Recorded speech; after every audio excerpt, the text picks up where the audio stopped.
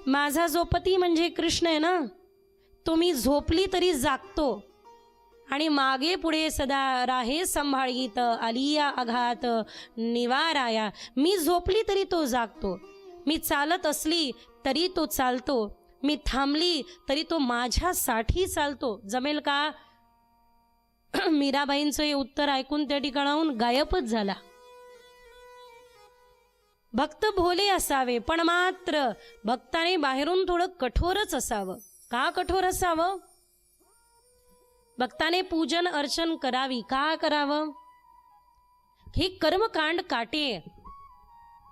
एक फार गोड प्रश्न गोविंद स्वामींनी श्री वल्लभाचार्य महाप्रभूजी यांचे पुत्र गोसाईजी विठ्ठलनाथ गोसाईजींना विचारला की विठ्ठलनाथजी, हे कर्मकांड रूपी हे असं प्राणायाम करान, पूजन करान, भजन करान, देवाला स्नानत घालान, त्यांना शृंगारच करा, हे सगळं तुम्ही का करता? हे कर्मकांड काटे आहे हो, हे कर्मकांड काटे, हे करण्याची गरज काय आहे? त्यावेळेला उत्तर दिलं, मोठं गोड उत्तर दिलं. ते गोड उत्तर असं होतं की भक्तिरूपी हृदयातलं कोमल फूल सांभाळण्याकरता आजूबाजूला काट्यांची बाग लावणं गरजेचं आहे, काट्याचं कुंपण करणं गरजेचं आहे. तसं आपण थोडी तपश्चर्या करून, थोडीशी साधना करून, थोडं स्वतःला बाहेरून कठोर त्या कासवासमान बनवावं की जेणेकरून आतली कोमल भक्ती सुरक्षित राहावी. तुम्ही कधी नोटीस करा, ज्या वेळेला तीर्थांमध्ये तुम्ही मंदिरांमध्ये प्रवेश कराल, एरवी तुमची फक्त एक नासिका सुरू असेल. म्हणजे सुरू दोन्ही असतात, पण काही तीव्र असतात, काही शांत असतात. म्हणजे तुम्ही आताही जर चेक केलं तर तुमची एखादी एकतर डावी नासिका तीव्र चालू असेल, नाही तर उजवी नासिका तीव्र चालू असेल. चेक केलं तर. पूर्वीच्या काळी लोक योगदंड वापरायचे. हा योगदंड काय होता? हा योगदंड याकरिता होता की जर तुम्ही या ठिकाणी ठेवला, तुम्हाला जर का बोलायचंय आणि बोलून समोरच्याचं मन जिंकायचंय, तर तुमची उजवी नासिका चालू असणं गरजेचं आहे. आणि तुम्हाला जर का एखादं कार्य सिद्धीस न्यायचंय, तर तुमची डावी नासिका चालू असणं गरजेचं आहे. पण ज्या वेळेला तुम्हाला शांत व्हायचंय, ज्या वेळेला तुम्हाला सिद्ध ध्यानात जायचंय, त्यावेळेला तुमच्या दोनही नासिका चालू असणं गरजेचं आहे.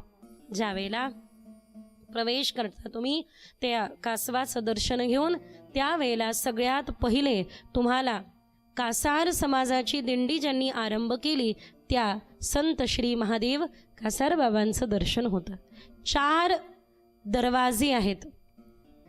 पूर्वी 3 होते, मग संस्थांनी हनुमान दरवाजा बनवला काळा मारुतीच्या बाजूचा, जिथे चप्पल स्टँड आहे. मला अजून कळलं नाही की मंदिरापुढे तुम्ही चपला का करता जिथे दीपमाल आहे. मला असं वाटतं या तीर्थक्षेत्र महिमा अंतर्गत तुम्ही एवढा बोध घेतला तरी चालेल की देवाच्या मंदिरापुढे आपल्या चपला अशा अस्तव्यस्त ठेवू नका महाराज. तुमच्या अशा अस्ताव्यस्त चपला या मंदिरापुढे देवाच्या तुमच्या अस्ताव्यस्त मनाचं प्रतीक बनून ठरतात. आम्ही यात्रेमध्ये होतो, एका ठिकाणी गेलो आणि माझ्या सोबतचे जे होते त्यांना पाहून त्या घरातल्या महिलेने, लक्ष द्या, त्या घरातल्या महिलेने म्हणलं की ताई तुम्ही तर आमच्याकडे थांबू शकता, यांना नाहीच थांबू शकणार. मी म्हटलं का? नाही म्हणे, त्यांना चप्पल काढण्याची पद्धत त्यांची मी पाहिली, तुम्ही तर नीट बाजूला काढल्या, पण त्यांची चप्पल काढण्याची पद्धत पाहिली. जी व्यक्ती स्वतःची चप्पल नीट ठेवू शकत नाही, ती व्यक्ती माझं घर काय नीट ठेवणार? आणि जी व्यक्ती स्वतःची चप्पल नीट ठेवू शकत नाही, ती स्वतःच्या विचारांना काय ठीक ठेवणार? कारण माझ्या मागे म्हणा, बनायचं असेल महान, बनायचं असेल महान तर पहिले कराव्या गोष्टी लहान लहान. महान बनण्याकरता लहान लहान गोष्टी नीट कराव्या लागतात. माऊलींच्या दारापुढे चपला अशा अस्ताव्यस्त टाकत नका जाऊ महाराज, मला पण फार दुःख होतं. अशा अस्ताव्यस्त चपला टाकत नका जाऊ, बरोबर व्यवस्थित ठेवत जा, अशी माझी नम्र विनंती, कळकळीची विनंती आहे. मी तर म्हणेल माऊलींच्या समोर अस्ताव्यस्त टाकणाऱ्या त्या चपला आपल्या अस्ताव्यस्त मनाचं प्रतीक आहे, पण मात्र व्यवस्था तुम्ही बिघडवू नका, अवस्था तुम्ही बिघडवू नका. अवस्था बिघडू नये, व्यवस्था बिघडू नये, याकरता थोडं याचं पालन करा. चला, मुख्य द्वारातूनच पाण दरवाजा आहे, तुम्हाला पण माहिती आहे, हनुमान दरवाजा आहे आणि मुख्य द्वारातून प्रवेश करत असताना सगळ्यात पहिली पायरी येते, ती अतिशय सुंदर दिसणारी लगेच छोटीशी चांदीची समाधी असलेली, चांदीचं एक स्थान असलेलं, आणि ती जी विशेष अशी पायरी आहे ती म्हणजे हैबतराव त्या ठिकाणी लिहिलेलं आहे. हैबत बाबा हे कोण आहेत? देहू गावाचं दर्शन आपण करत होतो त्यावेळेला देहू गावामध्ये इंद्रायणीच्या डोहाकडे जाताना एक मंदिर लागतं, ते आहे तुकोबारायांची चिरंजीव नारायण महाराज यांचं. हे नारायण महाराज कोण? यांनी माऊलींचा आणि तुकोबारायांचा पालखी सोहळा काही काळापर्यंत चालू ठेवला, पण मात्र काही कारणास्तव तो पालखी सोहळा बंद पडला. हे नारायण महाराज अतिशय दिव्य होते. देहू गावातल्या लोकांनी तुकोबारायांच्या वैकुंठगमन देहूमध्ये स्थान आहे. आजही बीजेला त्या ठिकाणी वृक्ष हलतो. जसा चमत्कार, मी मगाशीच म्हणलं चमत्कार नाही स्वीकार करतात संत, जसा माऊलींचा कळस हलतो तसं देहूमध्ये तुकोबारायांच्या बीजेला ते वृक्ष हलतं. अनेको लोकांनी नेत्राने हा सुंदर असा चमत्कार म्हणता येईल किंवा असं म्हणता येईल की संतांच्या चेतनेचा विस्तार पाहिलेला आहे, दर्शन घेतलेलं आहे. श्री संत नारायण महाराज हे ज्या वेळेला तुकोबाराय निघून गेले त्यावेळेला म्हणले, आता हा दिवा कोण तेवत ठेवणार? अध्यात्मदीप कोण प्रज्वलित ठेवणार? कोणीतरी असेल ना हा अध्यात्मदीप चालवणारे. म्हणे आहे ना पुत्र नारायण महाराज. म्हणे पुत्र आहे पण पात्र आहे का? नाही, पुत्र असणं गरजेचं नाही, संतांचा पुत्र होणं मोठी गोष्ट नाही, पण मात्र संतांचे विचार आत्मसात करणं ही खूप मोठी साधना आहे. मग सगळ्यांनी म्हटलं की एक काम करा, हा विजलेला दिवा मंदिरातला तुम्ही प्रज्वलित केला तर आम्ही तुम्हाला सिद्ध समजू. म्हणे बाबा मला कोणाला सिद्ध करायचं नाही, काही सिद्ध करायचं नाही, मी चमत्कार करणार नाही. गाथा वाचायला, गाथा भजन करायला सुरुवात केली नारायण महाराजांनी मंदिरामध्ये, आणि नामघोषामध्ये दीप प्रज्वलित झाला अशी लोककथा आहे. तो दीप प्रज्वलित झाला त्यावेळेला लोकांनी सांगितलं, पण मात्र नारायण महाराजांचं वाक्य हे होतं, माझ्याने चमत्कार घडला नाही, माझ्यामुळे दीप प्रज्वलित झाला नाही, हे तर विठ्ठल नामाच्या सामर्थ्याने दीप प्रज्वलित झालेला आहे. किती ती विनम्रता महाराज, किती ती विनम्रता. ते नारायण महाराज तुकोबारायांचा आणि माऊलींचा पालखी सोहळा प्रथम चालवला, त्यांनी चालू ठेवला, पण समस्या काही काळानंतर तो बंद पडला. हे श्री हैबत बाबा हे सरदार होते ग्वाल्हेरचे. ज्या वेळेला आपल्या गावाकडून हे निघाले त्यावेळेला काही लुटारूंनी यांना लुटलं किंवा त्यांना डांबून ठेवलं गुफेमध्ये. माऊलींचा धावा ते करू लागले, हे माऊली करुणेची स्वामी, मी सत्य सत्य सांगतो, स्वतंत्रता ही खूप मोठी गोष्ट आहे, या गुफेमध्ये मी राहील पण मात्र काय तुमची सेवा करू शकेल. माऊली माझं जीवनधन तुम्ही आहात, माझं सर्वस्व तुम्ही आहात. माऊली माझा स्वीकार करा, यातून मुक्तता द्या. योगायोगाने त्या लुटारूंना मुलगा प्राप्त झाला, चिरंजीव मुलगा झाला, म्हणून त्यांनी सगळे गुफेतले किंवा ते सगळे कैदी मुक्त केले. आणि हैबत बाबांनी त्यानंतर गावी न गेले, इकडे नाही तिकडे नाही, ते थेट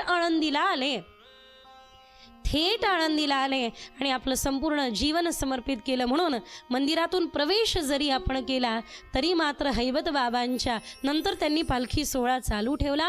हैबत बाबांच्या माऊलींच्या प्रती असलेलं जे प्रेम आहे ते साक्ष त्या पायरीवरती माऊलींचं प्रेम आपल्याला साक्षीच येतं, आपल्या दृष्टीस पडतं. सगळ्यांनी मिळून हाताने टाळी वाजवत उच्चार करा. माझा ज्ञानेश्वर कृपण उदार, माझा ज्ञानेश्वर कृपण उदार, माझा ज्ञानेश्वर तया नमस्कार वारंवार, तया नमस्कार वारंवार, कृपण उदार, माझा ज्ञानेश्वर कृपण उदार, माझा ज्ञानेश्वर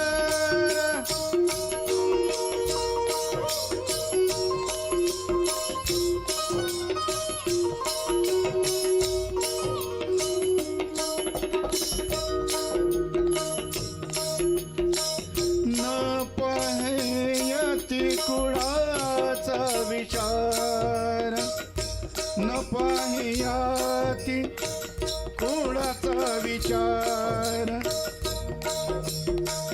भक्त करुणाकर ज्ञानाबाई भक्त करुणाकर ज्ञानाबाई भक्त करुणाकर ज्ञानाबाई भक्त करुणाकर ज्ञानाबाई कृपाळू उदार माझा ज्ञानेश्वर कृपाळू उदार माझा ज्ञानेश्वर कृपाळू उदार माझा ज्ञानेश्वर.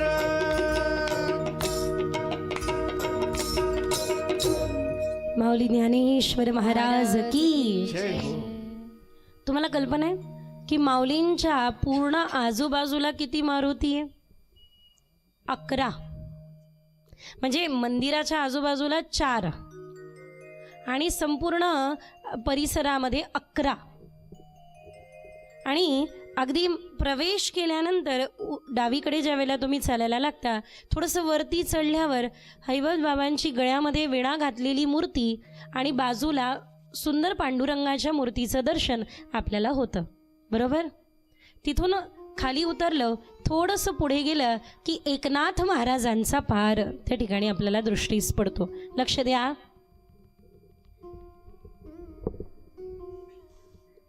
आपण सर्वांना या गोष्टीची कल्पना आहे की नाथ बाबांना कशा प्रकारे स्वतः माऊलींनी स्वप्नामध्ये येऊन दृष्टांत दिला. स्वतः माऊली सांगतात की माझ्या गळ्याला ज्या अजान वृक्षाची मुळी वेढलेली आहे ती बाजूला करण्याकरता कृपया करून त्या ठिकाणी तुम्ही या. त्यामुळे श्री ज्ञानदेवे येऊनी स्वप्नात त्या ठिकाणी लिहिलेलं देखील आहे. पितळीची नाथ बाबांची मूर्ती आहे. श्री ज्ञानदेवे येऊनी स्वप्नात सांगितली मात माझ लागी दिव्य तेज पुंज मदनाचा पुतळा. कसं पाहिले मी? माऊली मी कसे पाहिले? नाथ बाबा सांगतात. माऊलींना ज्या वेळेला मी या नेत्राने पाहिलं ना त्यावेळेला तो साक्षात दिव्य तेज पुंज मदनाचा पुतळा दिसून आला. परब्रह्म केवळ बोलत असे. मला असं वाटू लागलं साक्षात परब्रह्म माझ्याबरोबर बोलू लागलं. हा नाथ बाबांचा अनुभव. अजान वृक्षाची मुळी कंठास लागली येऊनी आळंदी सळी काढा वेगी. आणि एवढंच नव्हे, ऐसे स्वप्न होता आले अलंकापुरीस तव नंदी माझारी देखिले द्वार. नंदी तिथे द्वार दिसले. एका जनार्दनी पूर्ण पुण्य फळा आले. हे महत्त्वाचं. एका जनार्दनी पूर्व पुण्य फळा आले. श्री गुरु भेटले ज्ञानेश्वर.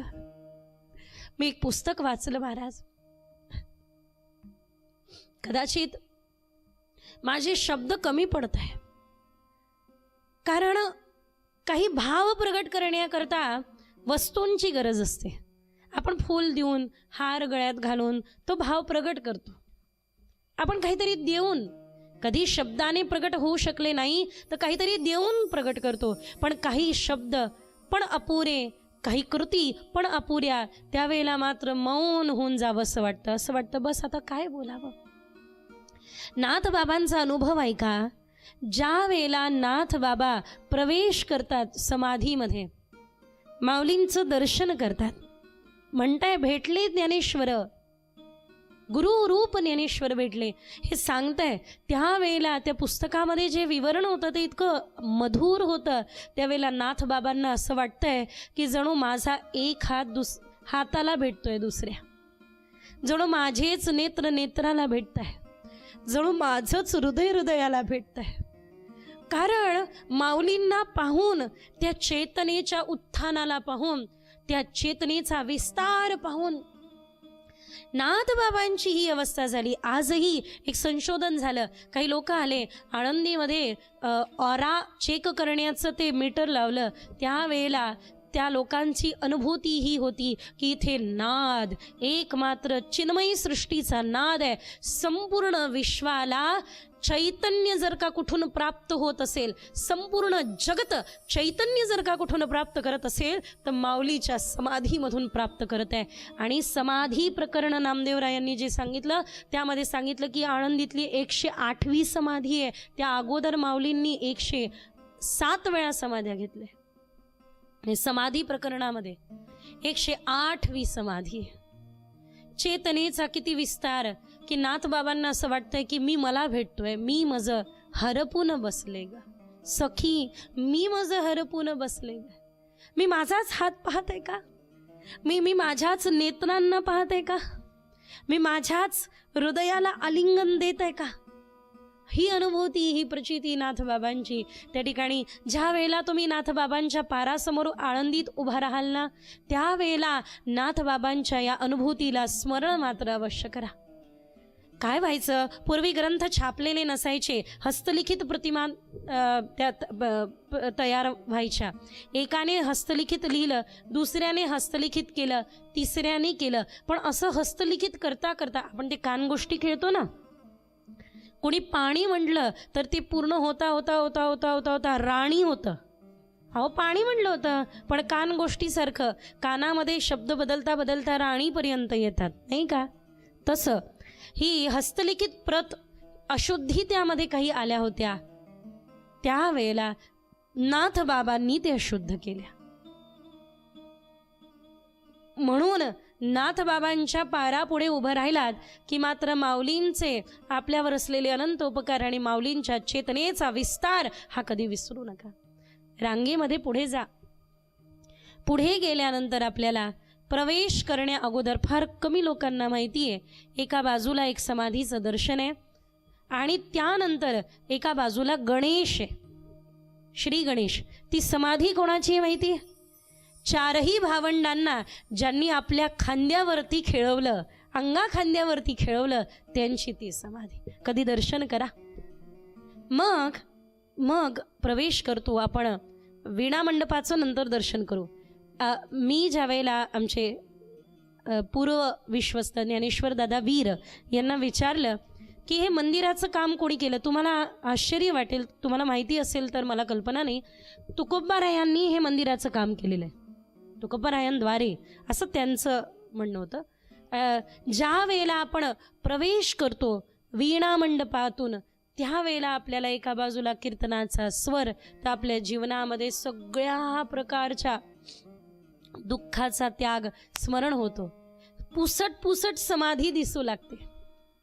माऊलींची रात्री 11 वाजता शेजारती होते ना, सगळे असे बसलेले असतात. मी तुम्हाला खरं सांगते, तो क्षण असा असतो की जणू माऊलींना निजवत नाहीये, तो क्षण असा असतो जणू माऊलींना हृदयामध्ये आरूढ करत. गोड गातात महाराज सगळे तिथले साधक.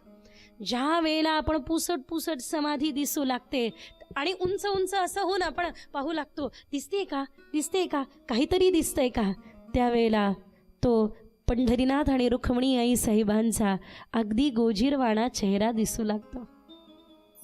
अनायास लक्ष आपलं खाली जातं आणि त्यावर निरागस गोड त्या पंचतत्वात स्वरूप असलेल्या, पंचतत्वांना एकवटलेल्या समाधीवरती दर्शन होतं. कोणाचं? ते म्हणजे त्या गोड प्रसन्न चेहरा, त्या मुखवट्याचं.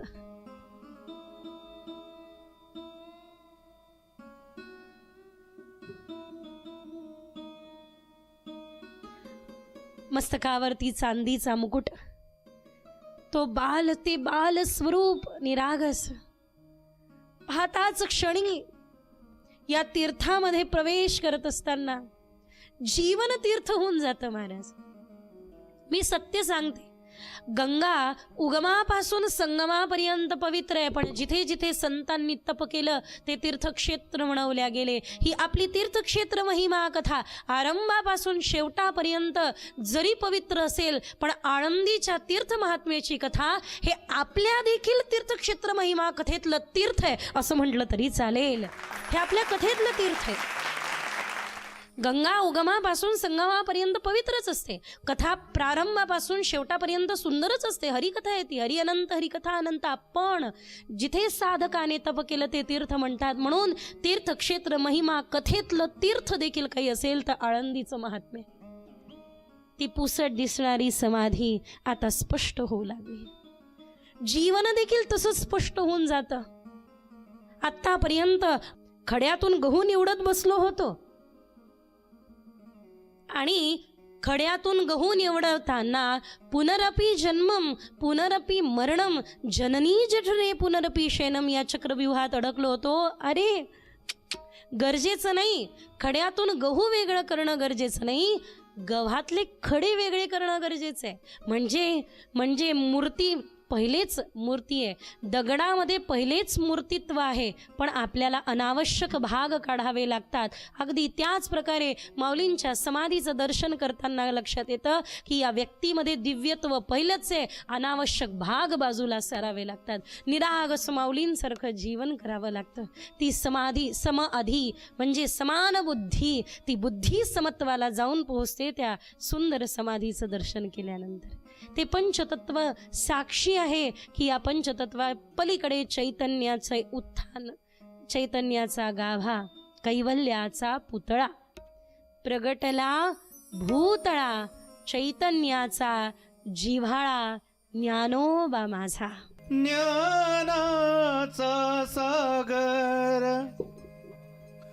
हरी ज्ञानाचा सागर सख माझा ज्ञानेश्वर, सख माझा ज्ञानेश्वर. ज्ञानाचा सागर हरी ज्ञानाचा सागर सख माझा ज्ञानेश्वर, सख्य माझा ज्ञानेश्वर, सख्य माझा ज्ञानेश्वर.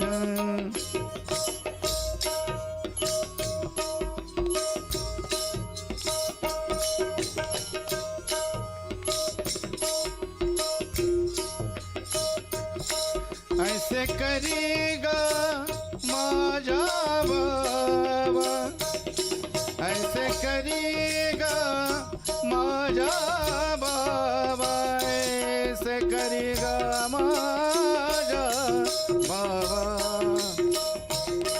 ऐसे करेगा माझा बाबा, ऐसे करेगा माझा बाबा. सखा माझा ज्ञान देवा, सखा माझा ज्ञान देवा. हरी ज्ञानाचा सागर, हरी ज्ञानाचा सागर सखा माझा ज्ञानेश्वर, सख्य माझा ज्ञानेश्वर, सख्य माझा ज्ञानेश्वर. वीणा मंडप, कारंजा मंडप, पंखा मंडप आणि मग गाभारा. गाभाऱ्यातून बाहेर पडल्यानंतर मागे आपल्याला दर्शन होतं आदिशक्ती ब्रह्मचितकला मुक्ताबाईंच्या मंदिराचं. ही भावाच्या पाठीशी कायम उभी आहे बरं का. अनेको लोक म्हणतात ज्ञानदेवांना आपल्यापर्यंत पोहोचवणारी मुक्ताबाईच. खरं तर हृदयाला आवर ठेवून या सगळ्या कथा कराव्या लागतात. ज्या वेळेला मुक्ताबाईंच्या समोर आपण पाहतो त्यावेळेला आपल्याला समाधीस्थ मूर्ती माऊलींची जी शिल्पकलेमध्ये कोरलेली आहे, मी धन्यवाद देते. भले आधुनिक आत्ताच्या काळामध्ये अलीकडे कोणीतरी ती सुंदर भावंडांची मूर्ती बनवली आहे, पण मी धन्यवाद देते त्यांना. ते धन्यवाद याकरिता की मुक्ताबाईंच्या समोर कायम माऊली राहावे याकरिता. तिथून पुढे गेल्यानंतर आपण सर्वांना माहिती आहे, अजाण वृक्षाची पाने जाण तो भक्षुनी करेल अनुष्ठान. ज्या वेळेला आपण प्रवेश करतो पहिले तर कळस दिसतो, तो हलणारा, साथ देणारा. आत प्रवेश केल्यानंतर आपल्याला त्या ठिकाणी जाण्या अगोदर मधुराद्वैताचार्य श्री संत गुलाबराव महाराजांचा एक चित्रपट फलक दिसतो. कारण प्रज्ञाचक्षू मधुराद्वैताचार्य गुलाबराव महाराज प्रज्ञाचक्षू होते ते ज्या वेळेला पोहोचले. फार सुंदर कथा या माध्यमातून आपण ऐकली देखील. ज्या वेळेला ते आले होते आणि समाधी माऊलींच्या समाधीला अभिषेक सुरू होता, त्यांना कळलं कसं अंतर्ज्ञानाने कळलं की जो समाधीचा अभिषेक करत आहे त्याच्या हातात अंगठी आहे, ती वृत्ती आहे. हो माऊलींना वृत्ती आहे माझी, चैतन्याचा गाव आहे. त्यानंतर अजान वृक्षाचं जे महात्म्य आपण सर्वांना कल्पना आहे, समाधीस्थ होण्या अगोदर त्या ठिकाणी जे काष्ट लावलं ते निर्जीव काष्ट जे लावलं त्याला पल्लवी, त्याला पल्लव फुटले. अनेको याचे नाव आहे, या वृक्षाचे अनेको नाव आहे, पण त्याला पूर्ण धन असं पण एका ठिकाणी म्हटलं जातं. त्या ठिकाणी त्याचं महात्म्य देखील वर्णन केलेलं आहे. आणि अशा प्रकारे देववल्ली वृक्षवल्ली त्या अजान वृक्षाचं पान कुठे आपल्याला भेटतंय का एवढं मात्र आपण नक्की शोधतो. त्या अजान वृक्षाला कान लावतो की तो ओंकाराचा ध्वनी आपल्यालाही कुठे ऐकू येतो का. आणि दर्शन घेत असताना सिद्धेश्वराचं दर्शन मात्र आपण विसरत नाही. कारण शिवपीठ हे जुनाट, ज्ञानाबाई तेथे मुकुट, ज्ञानाबाईचे चरणी शरण एका जनार्दनी. त्यामुळे सिद्धेश्वराचं दर्शन घेतल्यानंतर नंदिकेश्वराच्या खाली त्या ठिकाणी पादुका जेथे आहे तिथेच ते द्वार आहे जिथून माऊली समाधीमध्ये प्रवेश केले. अजान वृक्षाचं ते पान कुठे भेटतं का पाहतो, कारण माझी आजी कायम सांगायची ते ग्रहण करून अथवा ते समोर ठेवून जर ज्ञानेश्वरी हरिपाठ वाचला तर माऊलींच्या सानिध्यात बसून वाचण्याचं आपल्याला फळ मिळतं. तिथून बाहेर आल्यानंतर वीणा मंडपामध्ये दर्शन घेऊन आपण पुढे येतो आणि जयाची द्वारी सोन्याचा पिंपळ अंगी ऐसे बळ रेडा बोले, तुका म्हणे तेथे सुख काय उणे, सुखा काय उणे राहे समाधान चित्ताचे. ज्या वेळेला तुम्ही दर्शन करता त्या स्वर्ण पिंपळाचं तुम्हाला काय आठवतं? ज्या आपल्या स्वतः भगवान गीतेमध्ये सांगतात विभूती योगामध्ये की वृक्षांमध्ये मी अश्वत्थ आहे, पिंपळ आहे. ज्या वेळेला त्या ठिकाणी प्रदक्षिणा केल्या आई रुक्मिणी साहेबांनी, एक तीर्थयात्रा रामानंदांची सुरू होती. संन्यास घेतल्यानंतर त्या ठिकाणी विठ्ठलपंत राहू लागले. त्या क्षेत्रातून काशी क्षेत्रातून रामानंद तेथे आले होते, आळंदीमध्ये चालले होते रामेश्वराकडे. त्यावेळेला त्या ठिकाणी रुक्मिणी आईसाहेब भेटल्या. रामेश्वराची तीर्थयात्रा थांबवली. कोणत्या कोणत्या यात्रा थांबणं गरजेचं असतं. काही तीर्थयात्रा पूर्ण करणं गरजेचं असतं, तर काही तीर्थयात्रा थांबवणं गरजेचं असतं. रामेश्वराकडे चालले होते रामानंद, तिथे थांबले का? जर तिथे रामानंदजी थांबले नसते आणि त्यांनी रुक्मिणी आई साहेबांना सौभाग्यवती पुत्रवती भव हा आशीर्वाद दिला नसता तर एक तीर्थक्षेत्र महिमा कथा झाली नसती. हे तीर्थच झालं नसतं, हे तीर्थच घडलं नसतं. या तीर्थाला